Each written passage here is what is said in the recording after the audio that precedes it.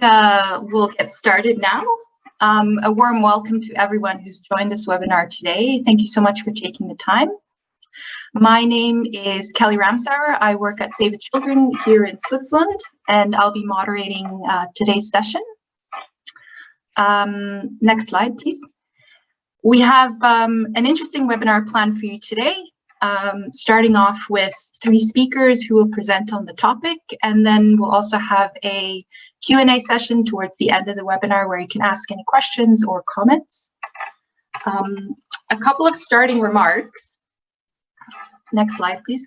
A couple of starting remarks. The presentation slides and the recording will be shared via the Swiss NGO DRR Platform website.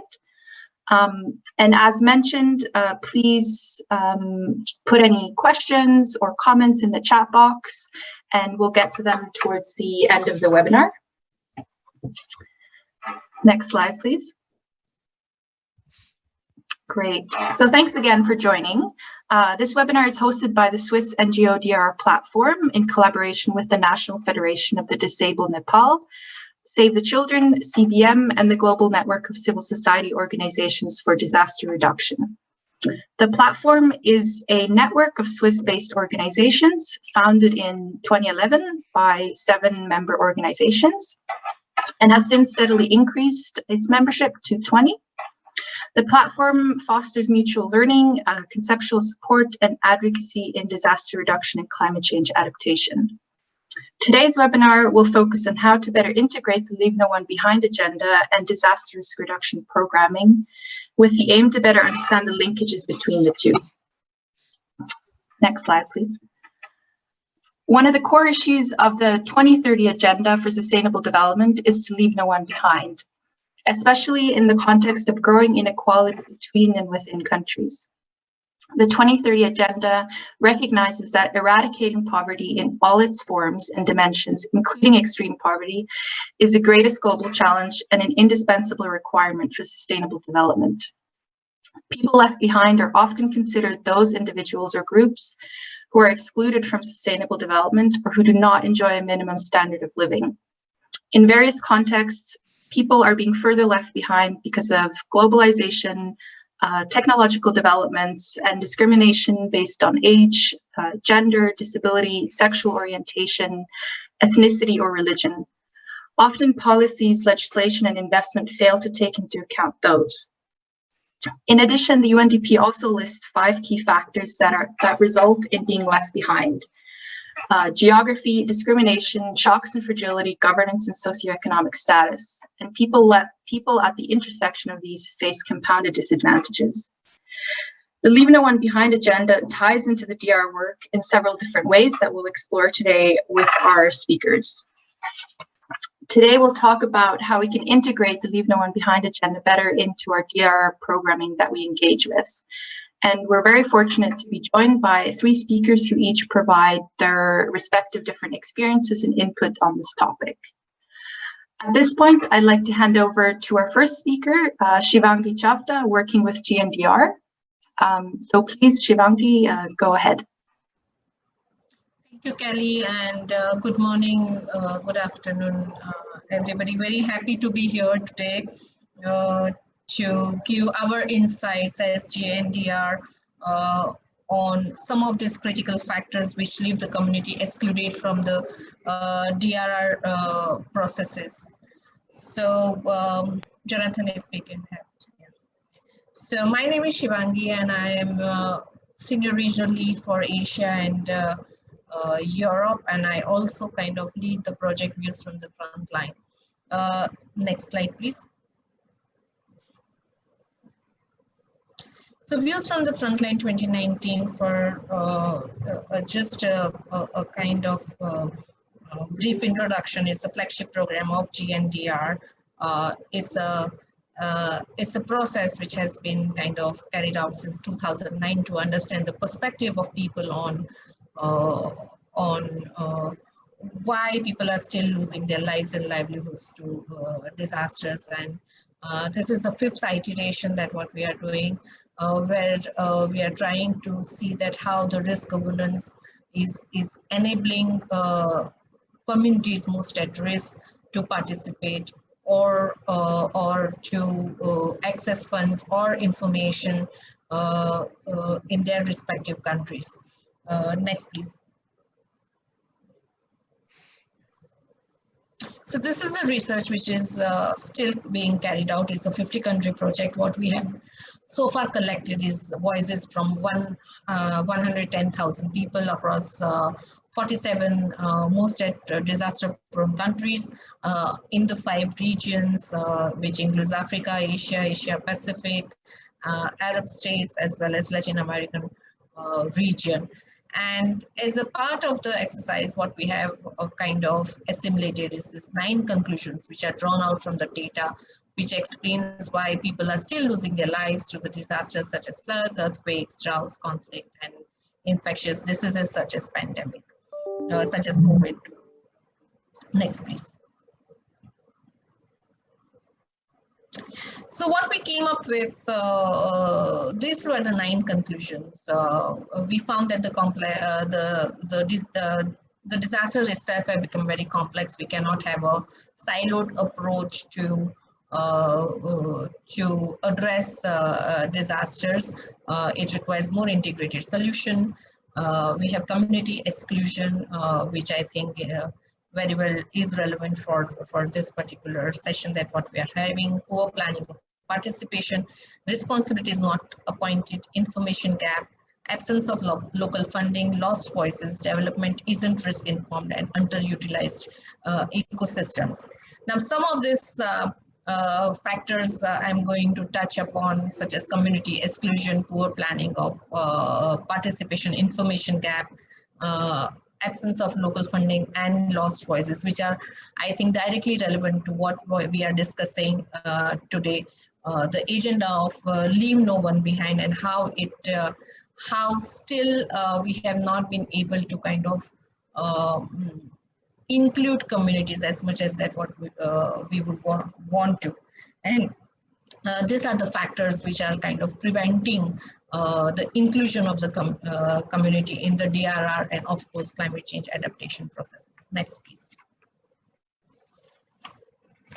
So I'm going to begin with conclusion 2, which is community exclusion. Next, please. So the survey revealed that most of the people most at risk are not included by the government in assessments, planning, implementation, or monitoring of the actions which are happening on the ground. And this communities, they definitely may be the recipient of some of the welfare schemes of the by the government, but they are not asked that what are your need, especially related to reducing risk within their communities. Next, please. So this lady, Adiri Zarak from Uganda, she said that yes, the government do provide me food, but there is no community inclusion in the plans and budget. They don't have access to plans. They are not asked what their needs are, what their priorities are, and they are definitely not included while the budgets are being prepared for the local development. Next, please. So views from the frontline actually revealed us that 84% of the people at risk feel excluded in these processes of assessing threats, preparing policies, or monitoring plans, or taking actions to reduce stress. This is a huge number still. And these countries, I should mention, they are of different contexts. They come from the 50 countries that I'm talking about, which were in which the VFL is being implemented. They have different contexts, they have different geography, they have different social contexts, and this is a huge number when we kind of count that 84% are still feeling that they are not part of the government processes or government-led processes for reducing risk. Next, please. Just to cite an example of Pakistan and Philippines, where you also feel that, so views from the frontline gives you a disaggregated data and disaggregated perspective of people most at risk, including women, children and youth, people with disabilities, and elderly. And what we found is that, depending upon upon the country context, like say for example in Pakistan, 82% of people with disabilities and 97% of women, which is a huge number, said that they were never included in the risk governance processes. It also shows the proactiveness of this country towards these issues of disaster risk and climate change adaptation. And at the same time, in Philippines, we found that 36% of people with disabilities and 30% of women, they consulted, felt that they are not consulted in the preparations of policies, plans, and actions. Which, what does this data? Why I'm highlighting this is that it shows a data where you can find out that how much the policies have kind of advanced further in terms of governing the risk issues at the local level. And we can see that the percentage actually states that people are excluded in countries like Pakistan, especially women and people with disabilities in the processes. Next, please.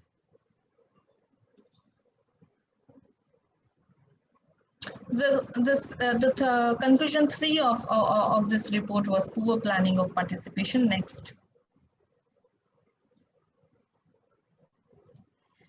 So one of the critical factors or critical survey output was that time and convenience were not regarded when the community consultation meetings were being done. I come from India and I have seen it many times that sometimes the meetings are at the time when people are working or women have their childcare commitments, and these are the factors which actually exclude them from the consultative processes, be it done by CSOs or be it done by the local government. Next, please. One of the case studies that what we came across was of this gentleman from Odisha, India, which is right now in the line of fire due to cyclone. We are going to have a line fall anytime soon. This person is a disabled person, and he has own challenges to reach out to the far off places. Now the local government meetings, he says that I need to cross 3 rivers and have to take 2 hours with several modes of transportation, which is definitely not helping him how to kind of attend those local government meetings. And so it's a demotivating factor, and he has no other means to kind of raise his voice or voice his opinion or reach to these government meetings. So these are the examples which cites that time and convenience are the factors which are not considered while we are trying to still talk about community inclusion. Next, please. So as I said, convenience is the #1 reason why community members participate in resilience building processes. And these are also the factors. So we asked factors which prevented them from being included, and factors which enable them to or facilitate them to be part of the process. And in both the cases, convenience came as the topmost reason. Next, please. The other important factor is the information gap. Next, please. So we found that there are loads of information generated by the local government and other stakeholders, but the challenge is that does it reach to the people? And there are many hindrances to that. It could be the language, it could be disability, it could be choice of communication channel, and also the access to the information.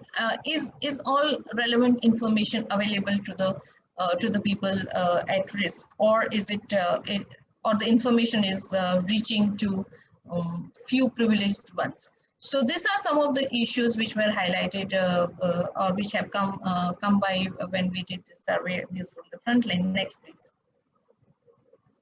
The best example is that, and even now as I talk, that some of these states in India where I come from, we get information beforehand on TV, or there are loudspeaker announcements, and therefore they feel that they get this information and they are fully prepared to kind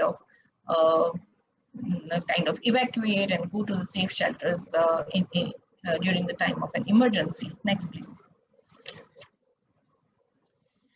So the survey results showcase that 62% of community members cannot easily access any information about the risks that they face or plans by the local government to build resilience.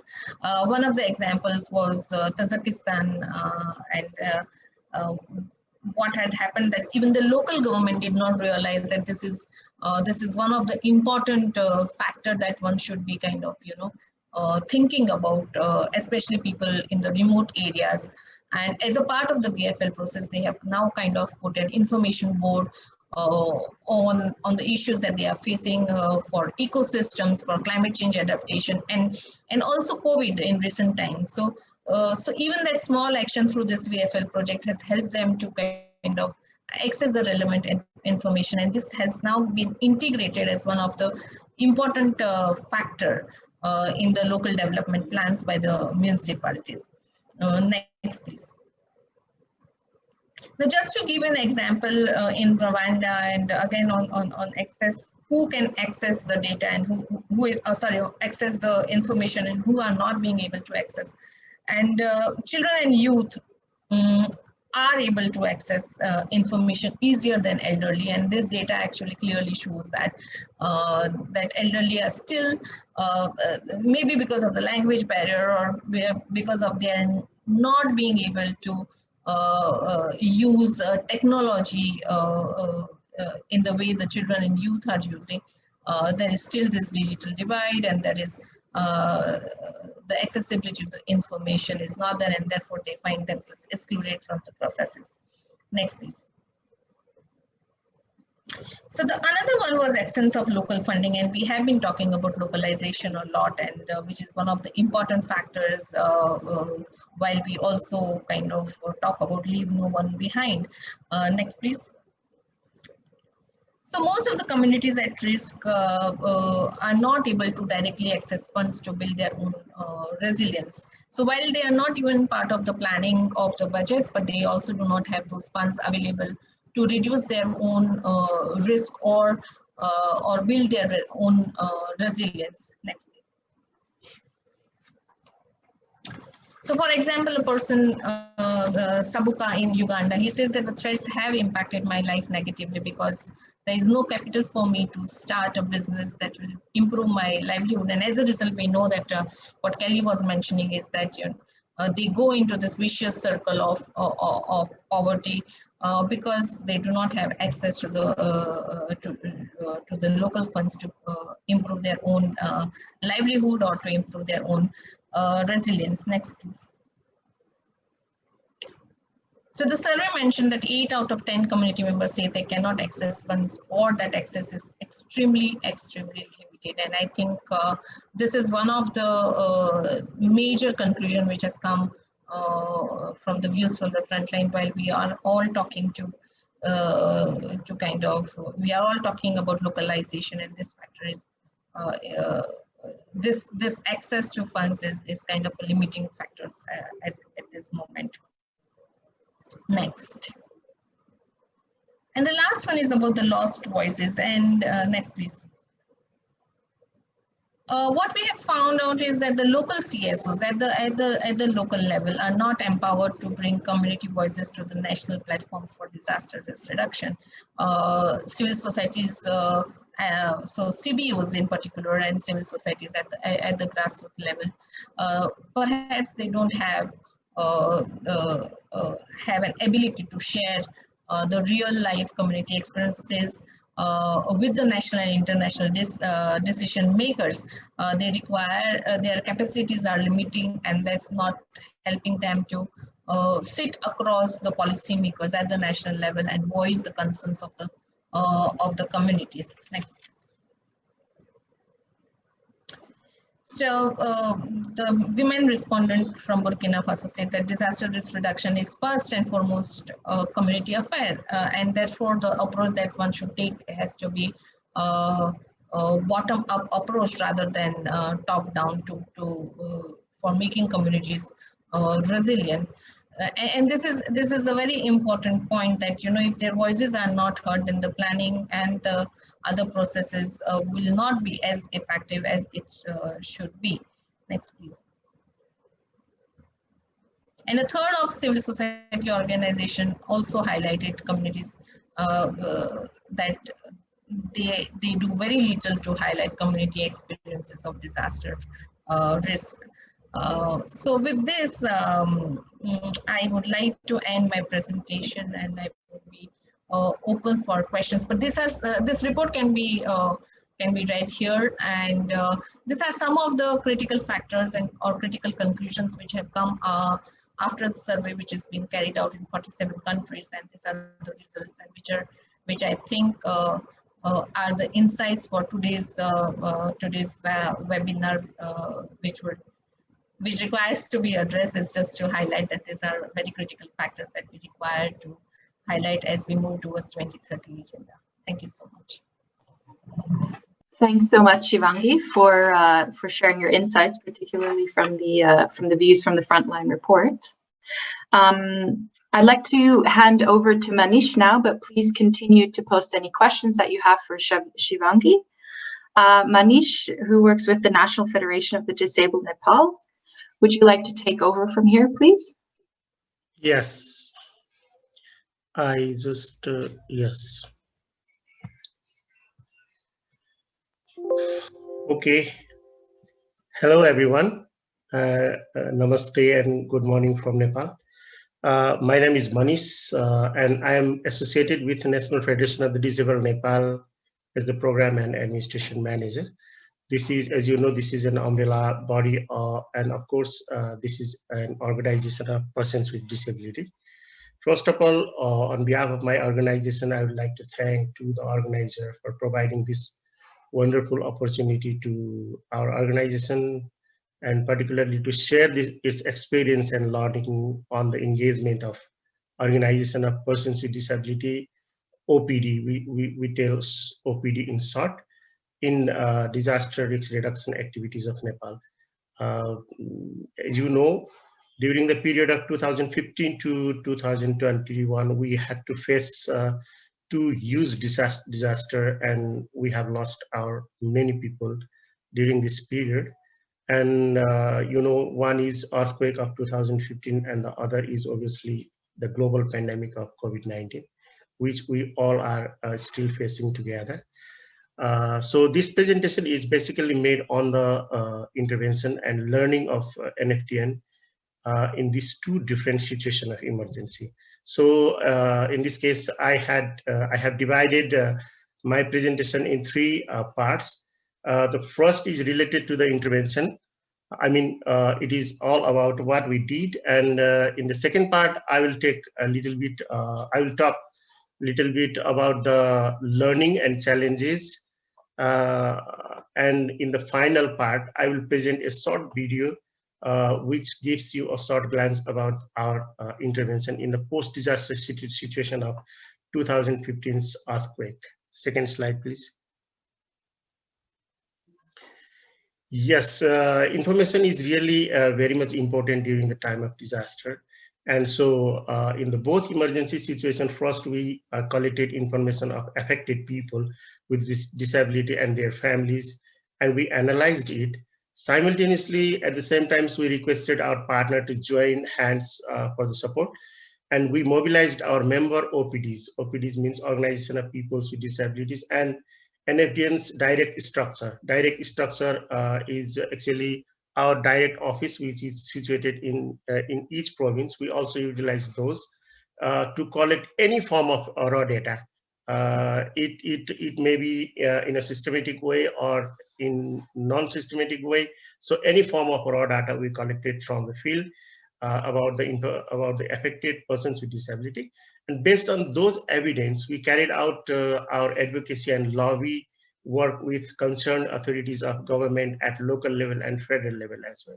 So our agenda were basically to ensure access of affected persons with disability in emergency support, such as relief, rescue, safety, protection, shelter, and so on. So at the same time, we also supported to the government and other humanitarian actors technically to make their effort disability inclusive. For an example, we work together with the government to include disability related provision in the Disaster Risk Management Act 2017, and we also achieved some provision in that act. And similarly, during the COVID pandemic, the first wave of COVID pandemic, we worked together with the Ministry of Women, Children and Senior Citizens to develop a guideline, which is a guideline made to respond persons with disability in the pandemic. So similarly, we provided feedback in the for the post-disaster need assessment, which is called PDNA. As you see in the slide, the post-disaster need assessment, it was done during the time of earthquake. So we provided feedback from the perspective of disability to that work. So similarly, in partnership with our partners, we conducted ground level activity by mobilizing our member DPUs, and we build networking with other different stakeholders, and so we engage to distribute relief and hygiene material as well. So in the both emergency situation, we engaged in the meeting of UN emergency cluster. Basically, we frequently attended the meeting of protection cluster, WAS cluster, education and shelter and settlement cluster. And we raised the voice of persons with disability in that forum. And as the result of that, we also achieved some, we also got some disability responsive program during the time of earthquake and also in the time of COVID-19 as well from some humanitarian actors. And we produced some public information and general guidelines in accessible format like accessible text, audio, visual, sign language, and local language. And later on that practice was also replicated by the government and other stakeholders as well. Third slide, please. And in the reconstruction phase after the earthquake, we trained some technical person, architect and engineers on the accessibility and universal design and formed a resource pool of technical expert and activists, the disability right activists, basically to promote the accessibility after the earthquake, the reconstruction phase. We use the expertise of resource pool in the various training to share the knowledge and skill and experience to the district level technical persons and of course the OPD leaders. Fourth slide, please. Now I would like to talk a bit about challenges and learning that we had during this two emergency situation. Despite all this effort, we had to face some constraint, and we have still observed that despite lots of legal documents in practice, disability agenda has not come as a prioritized agenda in the humanitarian action of government and of course in the action of other stakeholders as well. And of course there is data gap and always we have to shout in very high pitch about this issue. And in our observation, in the case of Nepal, there is lack of knowledge and knowledge about disability rights and disability inclusive disaster risk management in the government institution and among the humanitarian actors working in Nepal as well. The other big limitation is gap in data of disability. And of course, we want to mobilize local organizations of persons with disability in such work, but they are under-resourced and they also have less knowledge on it. So obviously, in the inaccessible physical infrastructure, communication, and inaccessible transport has created many barriers in the participation and mobility of OPD leaders. Fifth slide, please. This slide can be taken as the learning or our thought based on the experience. So we think that monitoring is really essential and it should be joint and inclusive of persons with disability. and we should have a very regular monitoring mechanism. It should not be like seasonal and one time or two time, so very traditional types of visits. So there should be a regular monitoring mechanism, and it should be done in jointly. And knowledge enhancement on disability rights is really very crucial, and disability inclusive disaster risk reduction among the government institution, UN agency, and other humanitarian actor. So we have to apply this as a continued process, and to mobilize OPDs.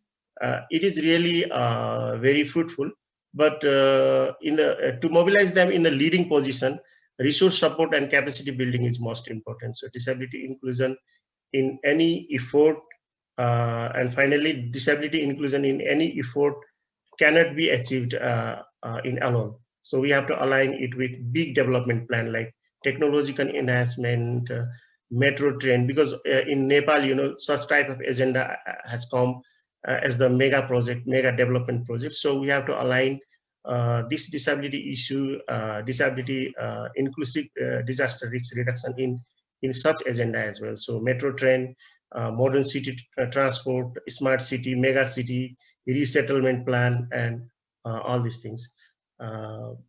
Sixth slide, please. So actually, this is my presentation. I finished my presentation. Finally, I have a short video to present to you, which is related to our accessibility related action in the post-earthquake situation. I request the technical team to display it. Thank you very much for listening me. I request for video. Thanks, Manish. Yeah, we're just going to pull it up. Just one moment, please. Few of good practices to promote accessibility in Nepal. The reconstruction phase and processes carried out post-2015 earthquake has given tremendous hopes that the approved accessible standards can be included during the reconstructions of infrastructures. On this very basis, NFDN, in partnership with CBM and in collaboration with KMC, initiated the campaign to promote issues of accessibility. We have accepted that we need to include issues of accessibility while formulating our annual policies and programs. We have hence also included it in our budget guideline. We have formulated a provision that would require for public and government buildings and hotels, among others, to have approval on the prepared designs including accessibility standards. Our campaign has also included informative programs to aware the stakeholders in making physical infrastructures and communication services accessible for all. The concerned technicians and officials were also provided trainings on the ways for adapting minimum standards and norms for accessible infrastructures and other services. Likewise, several of the existing infrastructures were reconstructed, implying minimum accessibility standards and universal design principles so that they can be established as models for replication. The reconstruction works under our supervision are only carried out after adapting the recommendations made by experts and concerned technicians following a thorough accessibility audit.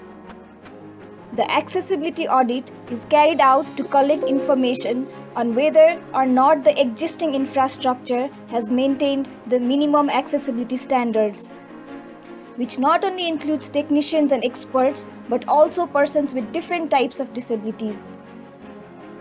NFDN believes using sequential questionnaire and other modern tools prepared based on the approved accessibility standards and parameters would contribute in making appropriate recommendations.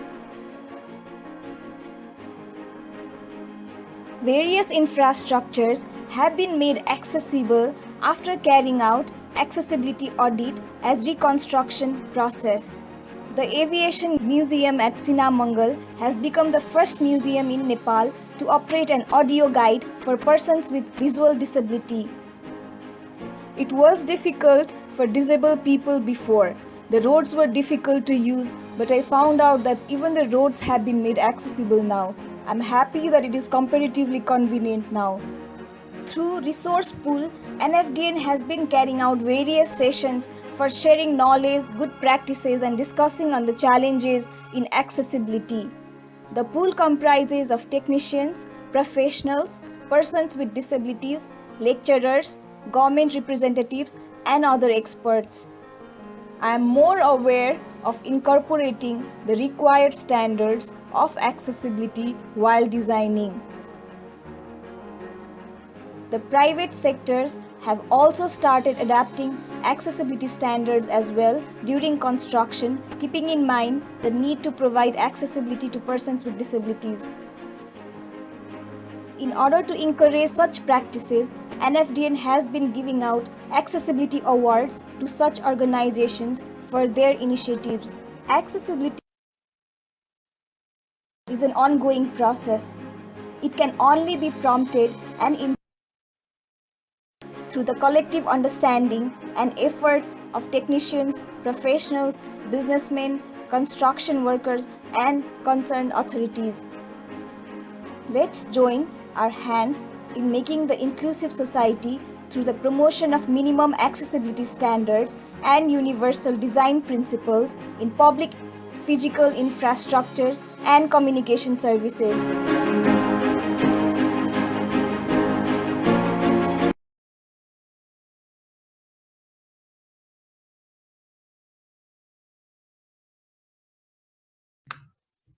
Yes, thank you very much. Thanks so much, Manish, for sharing the video and your presentation. If you have any questions for Manish regarding the context in Nepal and the work they do, please do post them in the chat box and we'll get to them later. I'd like to hand over now to our last speaker, Dragan, who will share something from Save the Children.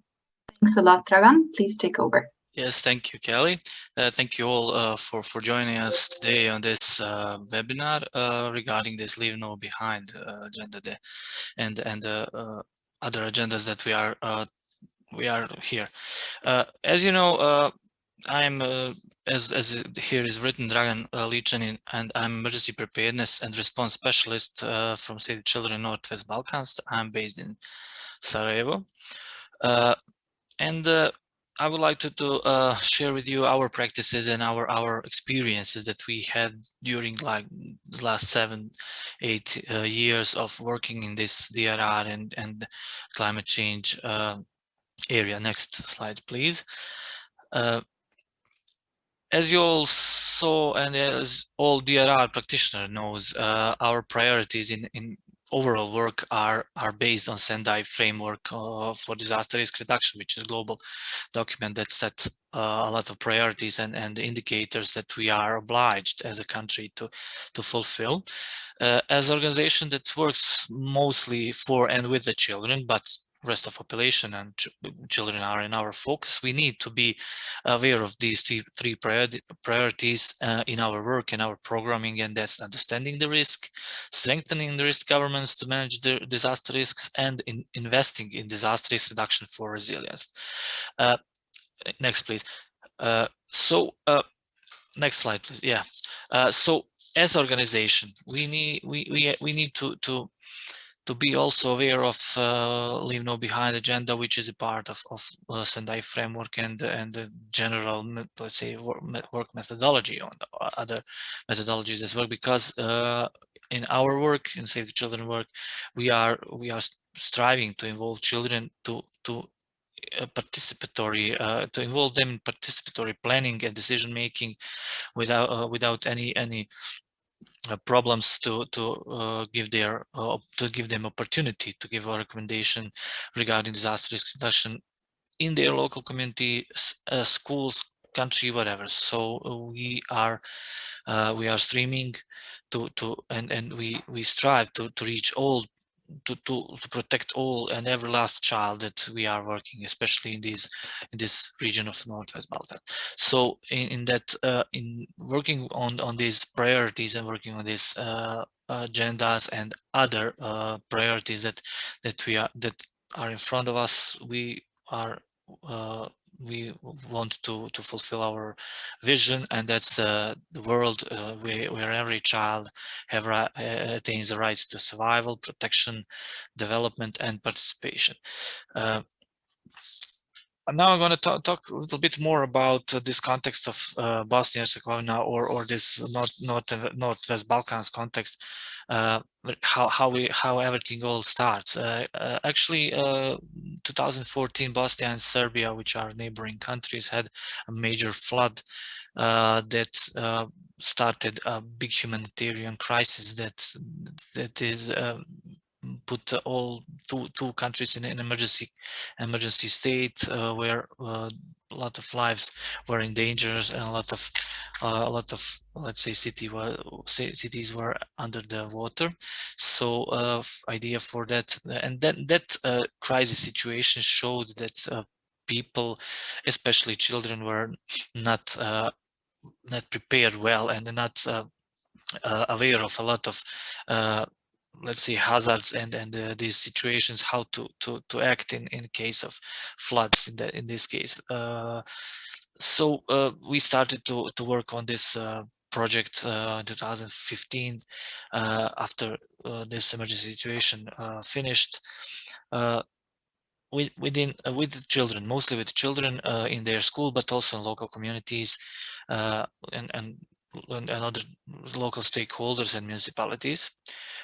In 2015, unfortunately, Serbia and Bosnia and Herzegovina in 2017 and 18 were, let's say, hit by migrant crisis that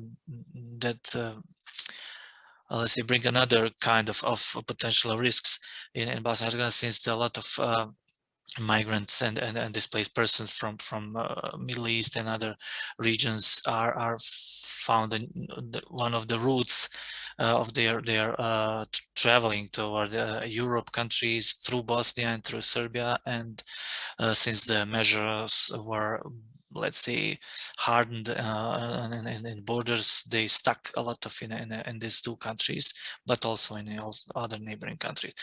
And as one of the protracted, let's say, crisis and some kind of long-term protracted crisis is this complicated political system in Bosnia and Herzegovina, especially since the war, 19th war stopped. There are lots of, let's say, political and other issues that are never solved, so that complicated all other complicating all other important things when we are talking about planning, about emergency and preparedness, and disaster risk reduction, climate change within country and in different levels in the country. Next slide, please. So as organization, we are trying to have a leading and unique role in empowering children's voices and encouraging that leadership in the climate movement all around the world. One good example is Greta Thunberg, you know, the child from Sweden, that girl from Sweden that managed to raise awareness globally around climate change and disaster risk reduction. So that's one of the good examples of how one child can do a lot in this area. So in our programs and projects, we are aiming to support children, especially those who are most marginalized and disproportionately affected by climate change, to be part of solutions and influence decision making in the world, especially in a global but in a local level. That's why our programming is child focused, and our all activities, which I'm gonna present later in this presentation, are child focused, and they are giving opportunity to children to give their voice, to raise their voice, how some things on their micro level can be changed. Our methodology is maybe slightly different from maybe other methodologies in the area of DRR, since we are working directly on the field with the stakeholders, with the children, with the parents, with the teachers and the schools, how to better integrate and disaster risk reduction and to become more resilient, so they are not let's say dependent on state, on politics, on other systems that usually when crisis strikes are not quite maybe effective as they should be. And the other thing is that, you know, when the crisis strikes and when disaster strikes and whatever hazard, the children are most vulnerable and most excluded in the help and in the support, especially when we are talking about children with disabilities. Next slide.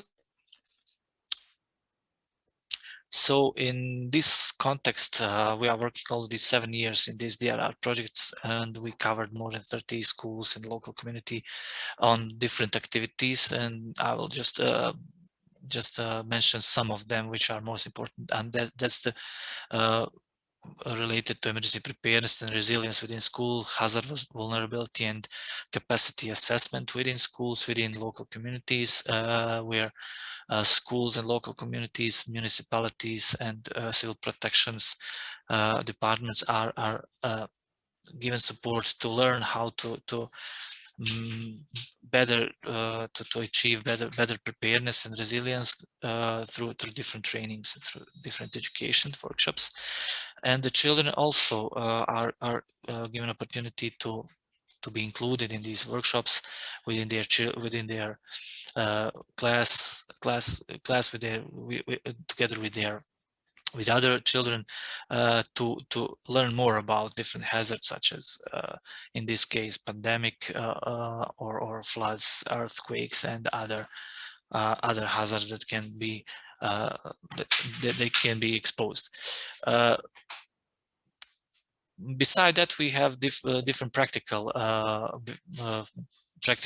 interventions or practical activities, such as simulation drills, and these are simulation of mostly of evacuation and other simulations, how to be prepared, how to act in a case of emergency, in a case of earthquake, in a case of floods, or how to act like in a pandemics, how to let's say lower this risk of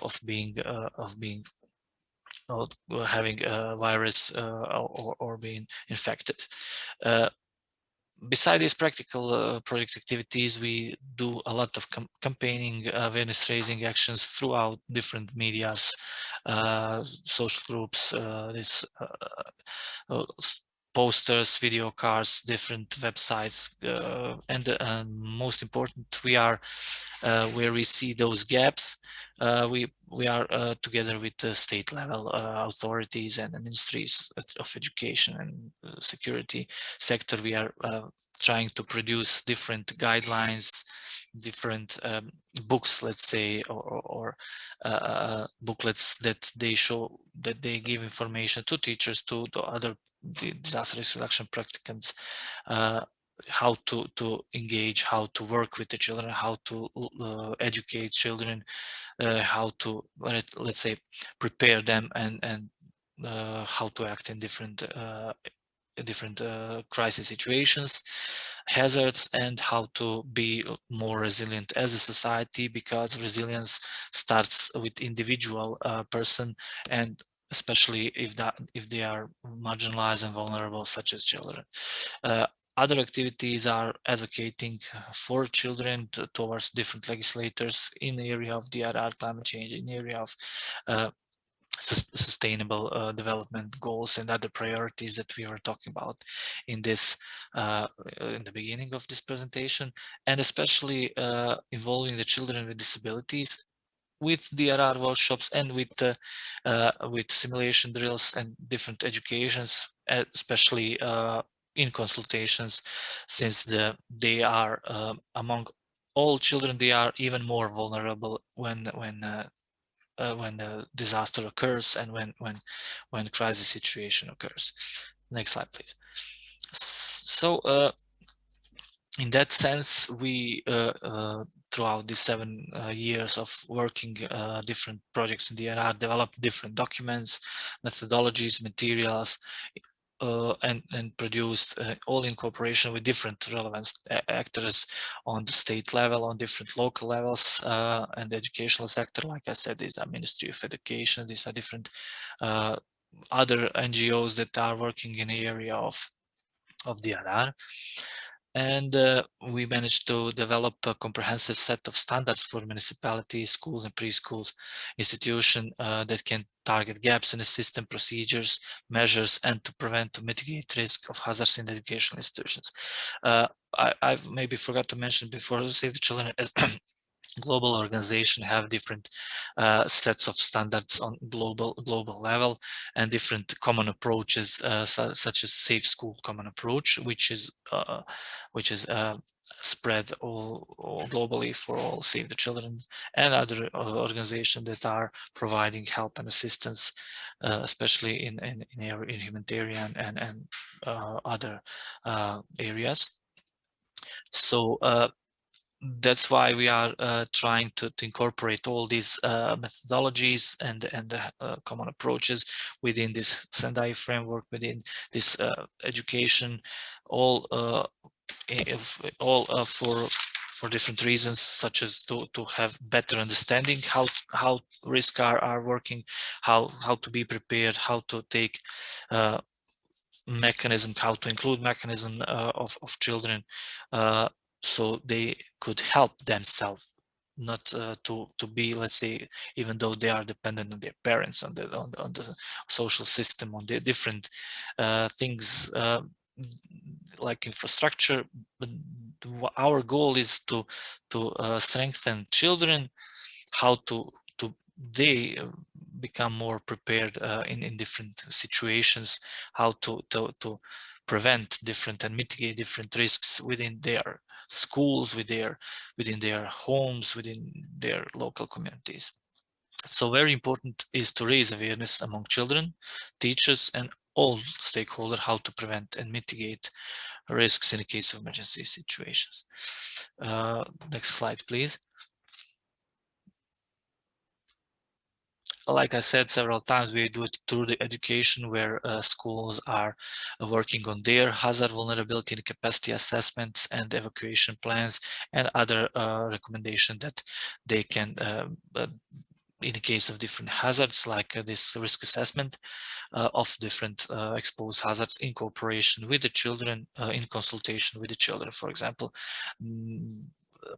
grown-ups, let's say, or teachers usually don't maybe see it, but in some cases children are those who are giving this additional value to that, in sense of giving what is their risk, such as I don't know, like gaps in fences, like different accessories within schoolyard, or this for children with disabilities who need to have elevators or a specific approach to enter the school and stuff like that. In this education and other thing is our educations for teacher educators and staff management of children, staff management of schools. They are learning how to involve this disaster risk reduction and climate change thematic within their cross-curricular topics, such as geography, history, other different topics and classes within school and subjects within school. And they are working on their own independent workshops with the children in the schools and as well as preschools, and to give a sense of participation to children who are very interested in these kind of workshops, since it's not much time they dedicate to these topics, since they have, let's say, large curricula that they need to fulfill within their normal hours. So they can organize different workshops, different classes, drills, simulations, whatever they need to learn children how to act in this kind of risky situation. Next slide, please. This is a short video that shows one of our simulation drills in one school within children, within local community, and within together with the firefighters, civil protections, emergency Red Cross, and that shows how we are working in our project activities. Yeah.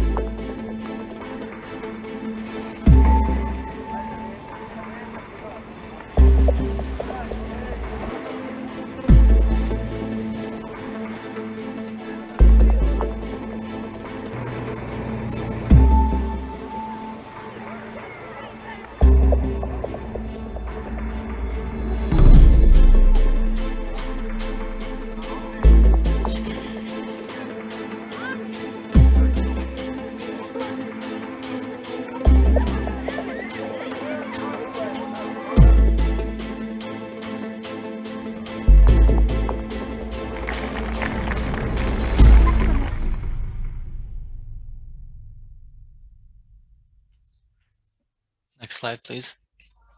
So these are some examples of awareness raising materials which were, let's say,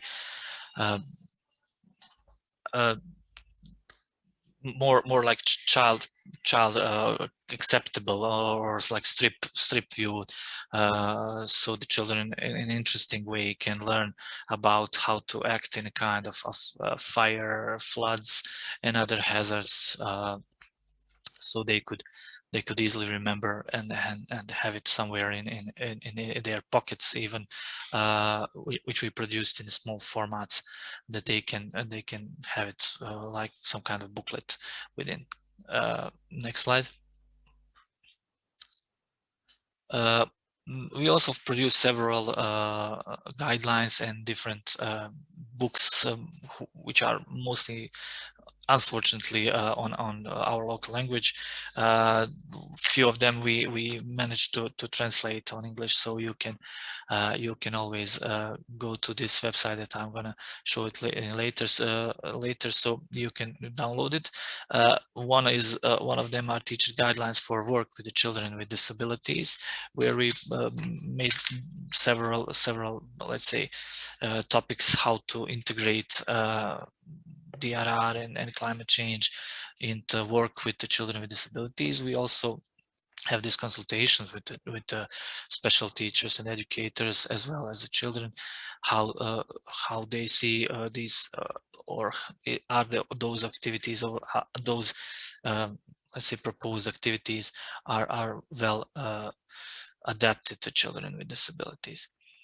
Next slide, please.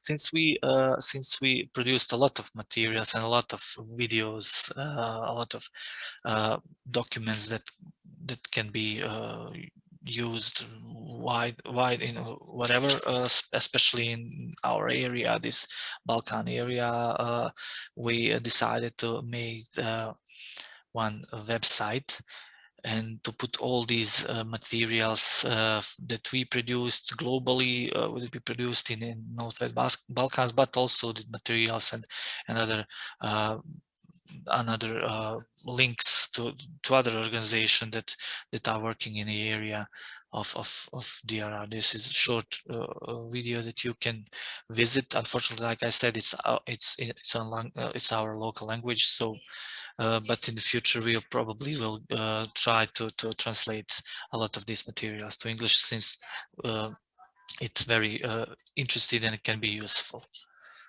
You can. Thank you. Save the Children u saradnji s partnerima predstavlja novu web stranicu otporninakatastrofe.ba. Otporninakatastrofe.ba posvećena je smanjenju rizika od prirodnih nesreća u školama i lokalnim zajednicama.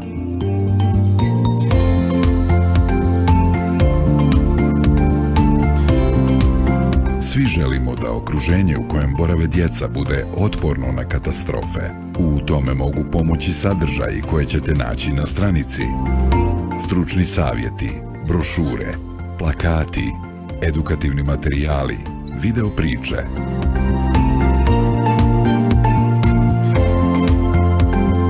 Jer svako dijete ima pravo da živi, uči i bude zaštićeno.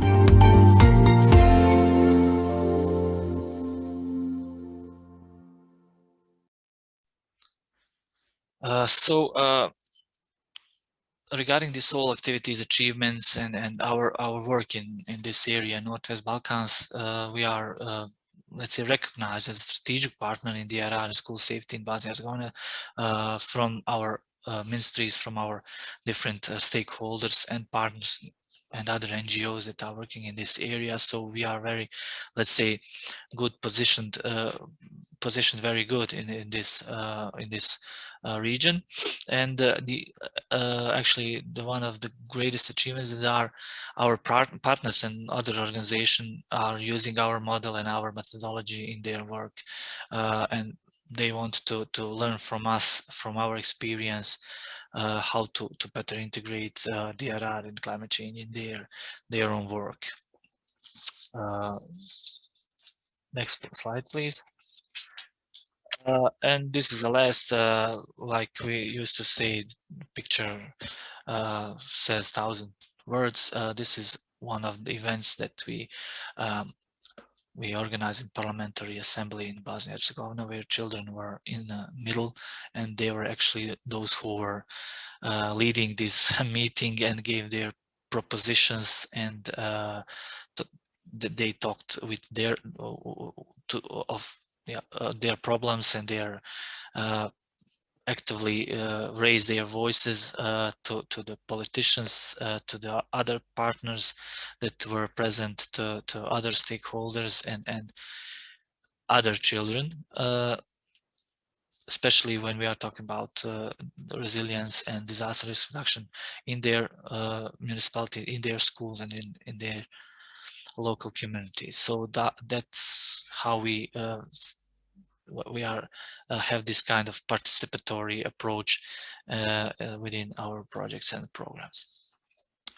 And that's it. Thank you for your attention. And if you have any questions, or if you want to reach out to me to even to learn more about the activity, you can always reach on my email, and I will type it in the chat box. Thank you.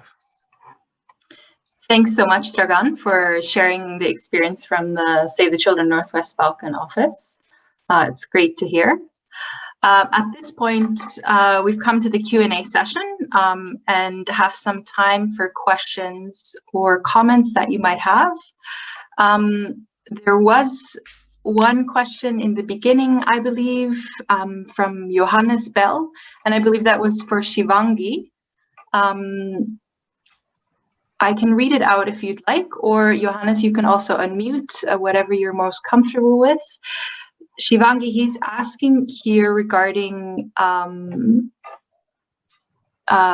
did you mean overutilization or underutilization of the ecosystem? Maybe you want to elaborate a bit, Johannes, if you're comfortable with that.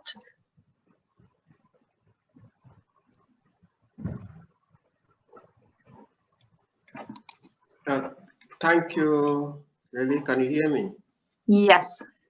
Okay, thank you very much for the opportunity. Thanks the presenters, and thanks very much for the first presenter for a very good and comprehensive presentation, which especially the first point he made about complex problems needing a multi-stakeholder and integrated approach. I buy so much into that. But my question was on the last conclusion, where she mentioned that one of the causes of, was overutilization, or one of the conclusions was overutilization of ecosystem. And there I was a little bit, maybe if she explains it a little bit, I'll be fine. But I think we should rather be looking at overutilization of ecosystem. If we look at the causal factors of disasters like overpopulation and the consumption that is needed, rapid urbanization. And if we're not careful we're not conserving our natural ecosystem, then I think we are instead facing a problem of overutilization. And I think we really need to draw the conservation of our ecosystem for disaster risk reduction very, very clear and across many stakeholders. Thank you. Yeah, thanks, Juanis. The conclusion was underutilization of ecosystems, and it comes from the perspective that while designing the approaches for disaster risk reduction, the ecosystems are not taken into consideration. So most of the communities felt that, while the development negatively impacts the ecosystem, makes it more fragile, at the same time, disaster risk reduction approaches and climate change adaptation approaches do not take into account ecosystems.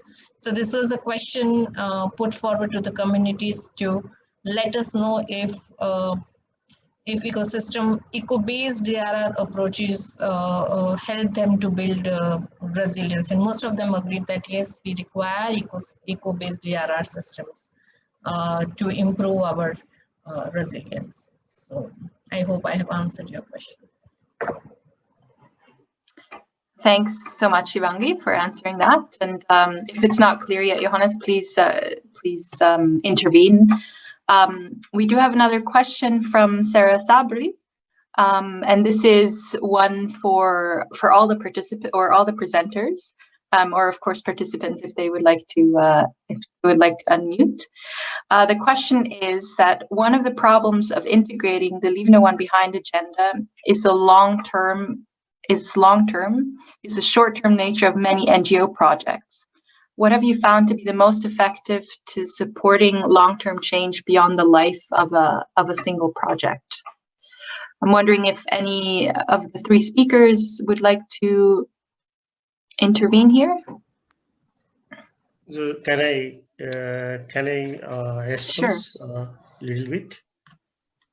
Sure, go ahead, Manish. Okay, thank you for the questions. So this is really very good questions, and in our perspective, basically, we are working in Nepal. So this question is really giving trouble to us as well. So in our organizational point of view, it is good to, we are also focusing in that way. It is good to intervene more to the government to make the result and outcome sustainable, even if there is no project. So we are basically focusing in disability issue. We are basically focusing our advocacy to the policy change and for the implementation of policy from the side of government. But at the same time, the engagement of civil society is also important. Basically, to question the government to question the government for their implementation, for their monitoring process, and so on. But basically, we have to go with the government first, and we have to sensitize them. We have to change the system and policies, and we have to ensure that government is implementing all these things. It will be a kind of sustainable way. And at the same time, we have to engage civil society and we have to enhance knowledge on disability. Basically, we are working in disability agenda, and that's why I'm giving example of that disability. So what we are doing is we are working with government, and at the same time we are working with the civil society as well. So what we are changing policy and implementation system of government, and at the same times we are teaching and we are discussing with organization of people with disability and other civil society organization about disability rights, and we are preparing them how to raise questions with the government. So this is our experience. Thank you very much. If I can add just on this regarding this question, this leave no behind agenda and generally DRR and climate change are cannot be seen through the perspective of one project or one project span or life of the one project, even if it's like long-term few years. Actually, this is something that needs to be embedded in all our work, all our project, and whatever we do, we need to be aware of this leave no behind agenda, and generally in this DRR and other problematics such as climate change, it's become very popular. So all our project, all our activities, even all our policies, when I talk about my organization, Save the Children, we need to embed them in our overall work, so that don't be necessarily a part of one or two projects that we are working. We all exist like 20, 25 years. That's a very long period. So if we in our whole life, let's say, of working in some areas, embedding this these agendas and Sendai framework indicators or other things that we can achieve this long-term impact. Thanks. Thanks so much, Manish and Dragan, for the responses there. A great question also. I think we're just about nearing the end of the webinar. So unless there are any other questions, we will be closing shortly. My colleague has posted a feedback survey link in the chat, for which we would be very grateful if you could provide any feedback or any comments on future topics that would be of interest to you. Manish, Dragan, and Shivangi, thank you so much for taking the time to present today. And thank you to the participants for the questions and the discussion points you've raised. And thanks to all for taking the time and contributing. Have a great rest of the week, and thank you and goodbye. Thank you.